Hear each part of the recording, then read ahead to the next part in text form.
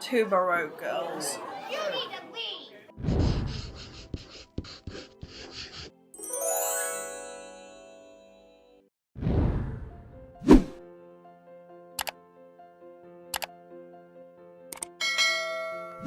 I know what you're thinking. It's the final week of Classical Art Month, so today's going to be a style study of my favorite classical artists. Here's the thing, I don't have a favorite classical artist. I love them all so much. What I do have is a favorite classical art movement, so that's what we're going to look at today. For as long as I can remember, I have loved the dark, dramatic colors. Like seriously, to this day, I need my mom to shop for me, or I'm going to end up buying like 700 shades of grey and navy blue. And looking at classical art, nothing gets more dark and dramatic than the Baroque era. I'm talking Caravaggio, Rembrandt, Peter Paul Rubens, and Rachel Royce. It's the dark, dramatic lighting, the heavy contrast. That's the kind of thing I actually live for. But instead of doing a full-length style study on an entire classical art movement, which is going to drive me mental, today I want to try something a little different. I actually want to start with a painting that I created based off episodes 1 to 3 of Classical Art Month, and then we're gonna see if we can Baroqueify it.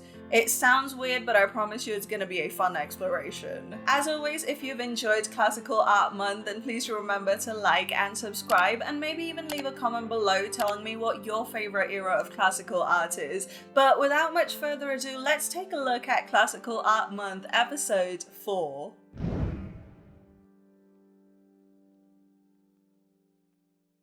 Here's the painting we're working on today. I actually started working on this last week, but obviously it was a massive undertaking to paint 5 characters in a single scene. Why did I think I could have this done by Wednesday? Anyway, I realized I hadn't done a mermaid piece this year. Here's the one I did last year, by the way, for those of you who are new here. So yeah, I thought, what's better than one mermaid? It's 5 of them. But for now, let's take a few steps back and look at the first tip to Baroqueifying this painting.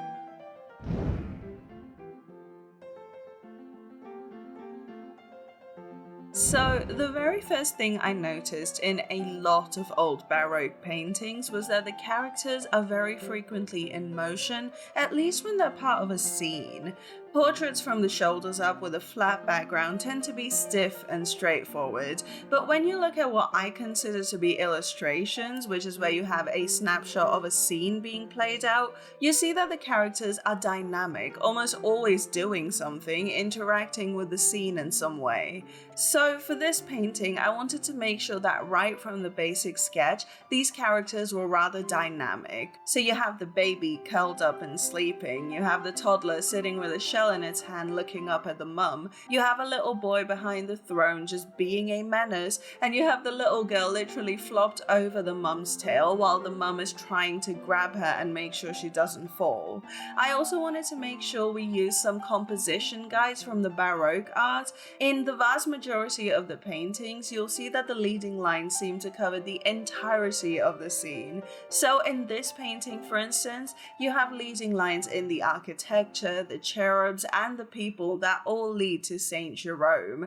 These lines may be overt or implied, but they pretty much always extend towards the outer edges of the canvas. So here I wanted to make sure that the overt lines of her mermaid tail kind of swooshed all around the scene, specifically hitting the edges of the frame before ending at a tail where even the lines of the tail point at a face. Later in the painting, I also made sure that the water around them created those subtler implied leading lines that lead towards the characters. Alrighty, let's jump forward again and look at this version of the painting, which is where the rest of the Baroqueification happens.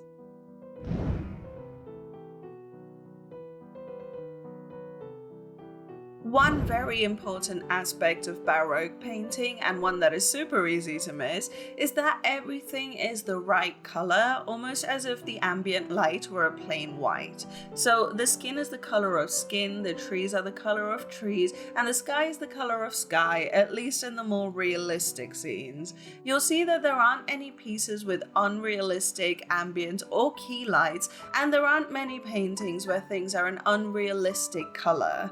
Bounce light isn't super obvious, but even where you do see it, the hue isn't overtly shifted. In other words, you won't see a red apple with a bright blue bounce light. It is all very well controlled and believable. So as you can see here, I'm going through and painting over all the faces, trying to keep them fairly realistic. Although there is water around them that can be exploited in order to create some dramatic blue bounce light, I'm gonna ignore that for everything that isn't submerged and just paint faces as if there was a plain white ambient lamp. And just to really push this idea, I've gone in and made the water even more vibrant while still not letting it color the skin very much. So I grabbed an airbrush set to overlay and painted some diffuse spots of key light, but again we're keeping it fairly blue to counter the warmth of the skin, and then again it is not going to cast any kind of blue tinge onto the skin.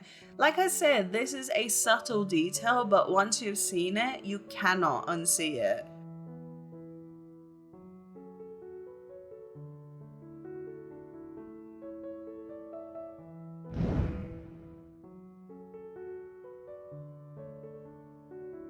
Alrighty, elephant in the room, there are some very dramatic shadows. Be it drop shadows, ambient occlusion, or form shadows, all of them are super dark, and that creates a lot of drama because our eyes tend to see darkness as threatening. And I think this is a huge reason why Baroque art is so eye-catching and keeps you so engrossed, is because the characters seem like they're either emerging from or receding into the shadows. And we all know that the shadow realm is a mysterious and dangerous place. In general, the key light in Baroque paintings comes from above, usually from the left of the canvas. My guess is this is because when we read books, we read from the top left to the bottom right of the page, so it makes sense that we would read paintings from the top left corner. Anyway, that's just me overthinking again. Seriously, does anyone want to do me a favor and just yell stop at me when you see me going too far? I'll pay you. But anyway, yeah, here you'll see me go in and create some dramatic shadows on the bottom right hand of every form, because that's where the light wouldn't reach. I did this by creating a new layer and setting it to multiply, then just picking the color from the skin itself and painting it on. For those of you who don't know, setting a layer to multiply means that it darkens everything underneath that layer. I don't usually paint shadows like this, but here I want it to work non-destructively. That is the advantage of having layers, by the way, is you can work non-destructively. If I ever messed up and painted too much shadow, because it's on its own layer, I can easily just rub it away and not disturb the rest of the painting underneath. In other words, you're not destroying the painting, i.e. working non-destructively. I had to be super careful with the kids though, because it's a little tricky to add shadows to their faces. Shadows imply texture and wrinkles, and that tends to really age a face. With children, you do still want them to look plump and youthful, maybe even a little chubby in the face. So I did have to use a very light hand and lots of blending with their faces, especially the little baby. So here's what we have after all the dramatic shadows.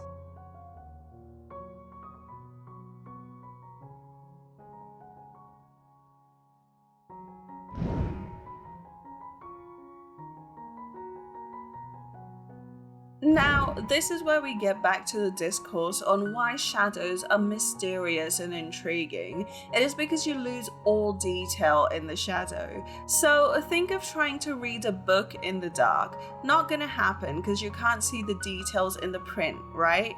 In the same way, when we're painting shadows, we want to try and get rid of some of the details for it to look realistic. However, this is also an excellent opportunity to keep your audience still interested, because when you have lost details in your painting, the viewer's brain is going to rush to try and fill in the gaps. There's nothing our mind loves more than a puzzle, so when your audience has the room to insert their own vision into your painting, it allows for a more interactive experience. Gonna be honest, this is still a skill that I need to work on since I tend to over-explain details. It's an anxiety thing for me, having to overtly clarify my intentions, and that translates to art as well.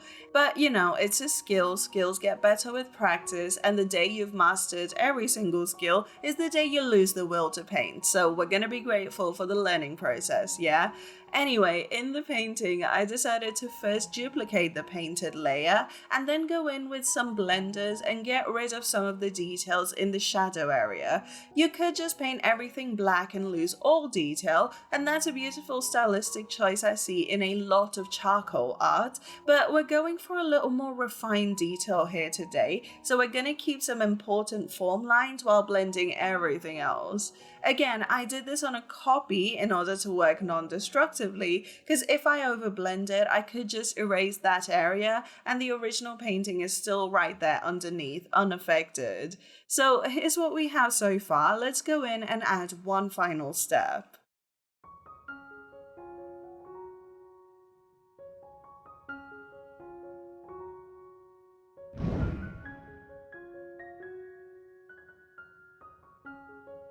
So this wasn't a step I had written in my original list, but as I painted along, I found that it really helped. So here is the second part of upping the drama. Here we're going to amp up the brightness. I found that while darkening the shadows does give you that moody, gloomy look, a lot of Baroque art doesn't just rely on shadows, they are actually built on some heavy contrast. And in order to have heavy contrast, you need a bigger separation between the brighter and darker values. It is actually that sudden drop in value that creates the drama, so you actually have a pretty small transition midtone area. So to really punch up the lighting, I went ahead and created a new layer set to overlay blending mode. Overlay is the best one that I found to add lights with, especially a nice key light. And I made sure to place this in the top left corner of each form, which is where our light source is coming from. And since the overlay layer can brighten and darken things, I also use this step to darken up some shadows. Again, it's about the contrast, not just the highlights or just the shadows. The rest of the process was pretty much just me going in and refining things, adding jewelry, painting over areas that weren't smooth enough or were too smooth. And I know you think it was just a quick refinement after step 5 because I'm showing you a very sped up clip. But this painting took over 17 hours to paint in real time. Here's a picture of when I put all the clips on a timeline before speeding it up for Patreon. This is the actual length from start to finish. In fact, after step 5, it took another 3 hours to finish this piece up because there was just so much going on. The reason I mention this is because I don't want you guys to go away from this tutorial thinking this 15 minutes is all it takes to magically level up your painting. Yes, tutorials are helpful, and yes, they do expedite your painting process by a lot, but it is still a lot of work before and after the clips that you've seen. I just wanted to put that out there in case you're feeling frustrated at how long it takes you to paint an entire scene and why your hand isn't just instantly painting masterpieces. You're doing just fine. No one paints a Starry Night or a Creation of Adam in like 2 hours. Your art deserves time in order to flourish. So be patient and keep at it, and maybe someday you'll be a master too.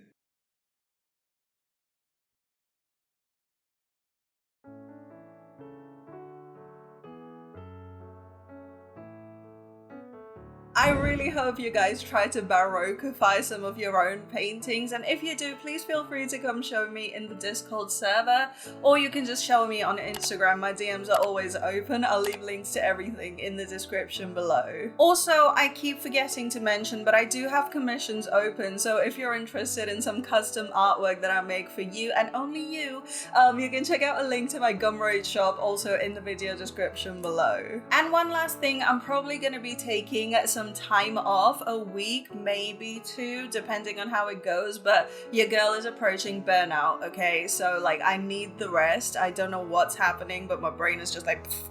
So I am going to be taking some time off. I will still be active on Discord, maybe even on Instagram, so don't worry, I'm not going to disappear off the face of the earth, but I thought I'd give you guys a heads up as well. But I just want to say thank you so much for indulging me all through this month. Classical art makes me so happy, and it makes me so happy to read that you guys are some classical art nerds as well, so that's very reassuring to hear. But yeah, thank you so much for hanging out with me today, and also all through this month. I hope you've enjoyed it as much as I have. Check out some more Classical Art Month up here, and I'll see you guys on the next one. Bye!